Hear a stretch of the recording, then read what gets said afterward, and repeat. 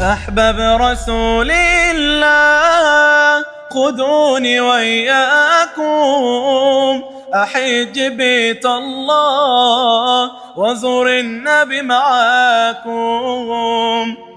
بسم الله ما شاء الله، صوتك زي العسل. وكمان قلت حاجه عن سيدنا محمد. انت بقى مالك؟ ايه اللي مزعلك؟ ان انا بقول حاجه عن ذكر النبي والمشكله ان الناس بتقلب الفيديوهات ولا في حد مهتم بذكر النبي خالص.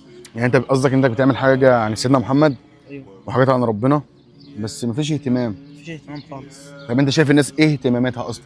نفس الناس تبعد عن الهلس والحاجات دي يا جماعه، انا عايز اقول لك ساعات بيظهر لك حاجه عن سيدنا محمد، ساعات بيظهر لك حاجه عن ربنا، دي تبقى رزق ليك. فانا عايزك ما تقلبش الفيديو واتفرج على الحاجات ديت الجميله ونشجعها. مش عايزين نشجع الناس اللي بتعمل حاجه هايفه، احنا عايزين نشجع الناس الحلوه اللي زي دي. طب عايز اقول لك حاجه، صوتك حلو، ليه ما اتجهتش للاغاني؟